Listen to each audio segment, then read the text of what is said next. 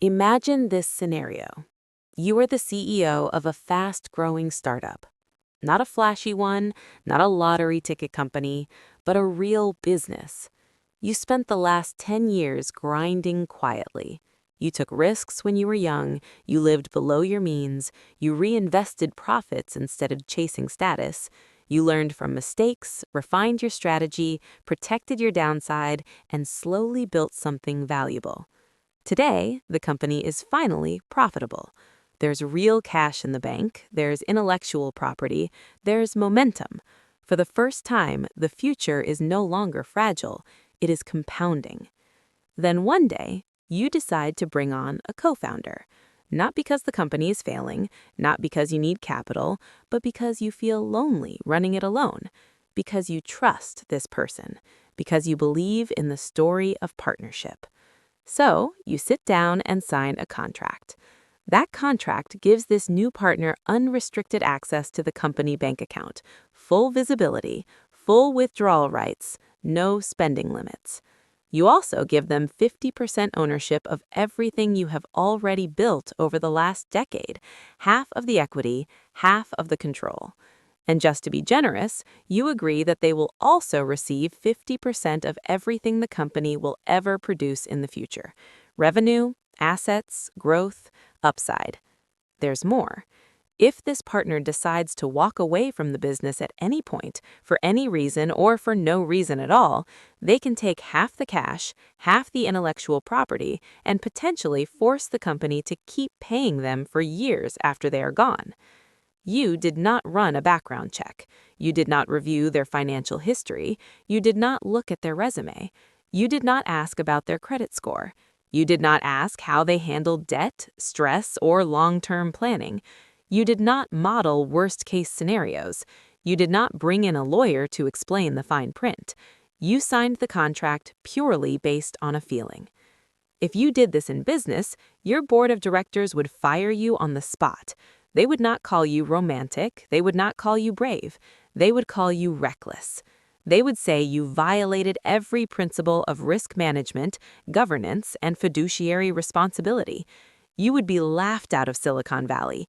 Case studies would be written about how not to run a company. And yet, millions of people sign an almost identical contract every single year. We just don't call it a merger. We call it marriage. And here's the uncomfortable truth. While people obsess endlessly over asset allocation, index funds, expense ratios, and market crashes, they completely ignore the single legal agreement that statistically has the power to destroy more wealth in one afternoon than a stock market crash could destroy in a decade. Marriage is not just a personal decision. It's not just an emotional milestone. It is the largest, most leveraged, most irreversible financial decision most people will ever make. But no one treats it that way. No one audits it, no one stress tests it, no one explains the downside risk. Because culturally, we have wrapped marriage in romance, symbolism, and moral pressure. And in doing so, we have blinded people to its financial reality. My name is Bobby. I spend an unhealthy amount of time analyzing invisible risks that quietly erode the wealth of the middle class. Risks that do not make headlines, risks that do not show up on CNBC, risks that are socially taboo to talk about, but financially catastrophic to ignore. If you are someone who is thinking about getting married, this matters. If you are already married and find yourselves constantly fighting about money, this matters even more. And if you are single, building your career, stacking skills, and trying to create optionality in your life, this absolutely matters. Because today, for a few minutes, we are going to take romance out of the equation, not to destroy love, but to protect it. We are going to look at marriage through the cold, unemotional lens of forensic accounting. We are going to talk about spender risk, the brutal math of divorce, hidden liabilities most people never see coming, and why the person you choose to wake up next to every morning is statistically more important to your net worth than the S&P 500. This is not about being cynical, it's about being informed. Because ignorance feels romantic in the moment, but it's extremely expensive over time. Here's the part about marriage that almost no one tells you during the engagement party. In the eyes of the law, marriage is not a poetic union of two souls. It's not a spiritual vow. It's not a fairy tale. Marriage is a financial partnership. It's a legal merger of two economic entities. The moment you say, "I do," you trigger an entire cascade of laws that have nothing to do with love and everything to do with money. Tax law, property law, liability law, debt law, inheritance law, family court statutes. These rules immediately bind you to another person's financial behavior, decisions, habits, discipline, and mistakes. Whether you understand them or not is irrelevant. They apply anyway. This is where things become dangerous. Most people spend more time reading the terms and conditions of a new iPhone update than they ever spend understanding the legal contract of marriage.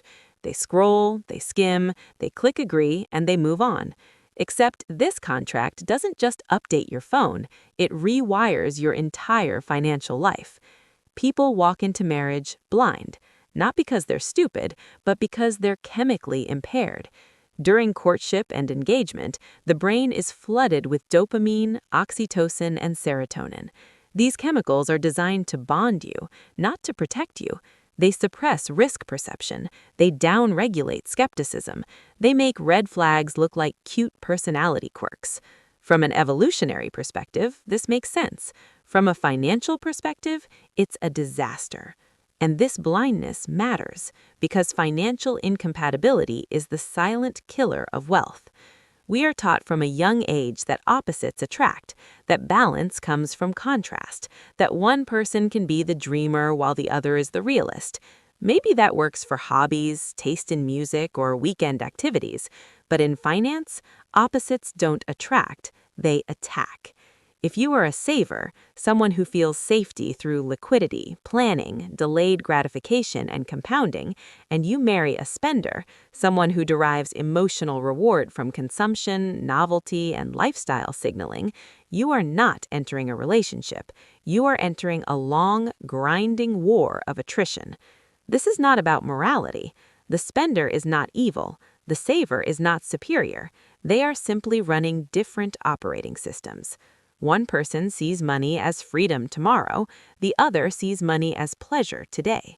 One experiences anxiety when balances go down, the other experiences anxiety when spending stops. And here's the brutal truth. In a shared financial system, the spender always wins in the short term, and the saver always loses in the long term. Not because the spender is malicious, but because spending decisions are immediate and visible, while saving decisions are abstract and invisible. Every dollar spent creates a dopamine hit now. Every dollar saved only creates a hypothetical benefit decades later. This asymmetry slowly erodes discipline. It doesn't explode overnight, it bleeds, quietly, relentlessly. And because this conflict is emotional, not mathematical, it poisons the relationship itself.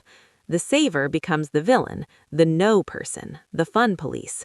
Every budget conversation feels like rejection. Every financial boundary feels like control. So eventually, something breaks. Sometimes it's the marriage. More often, it's the future. This is why marriage from a financial perspective is not neutral. It's not a wash. It's either a massive accelerant or a massive drag on wealth creation. There is no middle ground. The person you marry will either amplify your discipline or neutralize your upside. They will help you compound or quietly cap your upside. And yet almost no one evaluates this decision with the seriousness it deserves. They ask, are they kind? Are they attractive? Do they make me feel loved? Those questions matter, but they are incomplete, because the question most people fail to ask is the one that determines everything. Does this person make my future stronger or more fragile? The most dangerous financial outcome in marriage is not divorce, it's mediocrity. Divorce is loud, it's traumatic, it's visible. People talk about it, they prepare for it emotionally, even if they don't prepare for it financially. But the slow death, the gradual erosion of wealth caused by financial incompatibility, happens quietly. There are no courtrooms, no lawyers, no dramatic endings, just a life that never quite takes off. Let's look at what this actually means in real numbers, because feelings are vague, but math is honest. Imagine you are disciplined, not extreme, not obsessed, just consistent. You earn a solid income, you save $20,000 a year, you invest it. You don't chase get-rich-quick schemes, you let time do the work. At an average annual return of 8%, saving $20,000 a year for 30 years results in more than $2 million. You are not just comfortable, you are free. Now imagine you marry someone who is not reckless, not irresponsible, and not malicious. They don't gamble, they don't run up massive debt, they simply like nice things. They lease a luxury car instead of buying a reliable one. They prefer expensive vacations because we deserve it.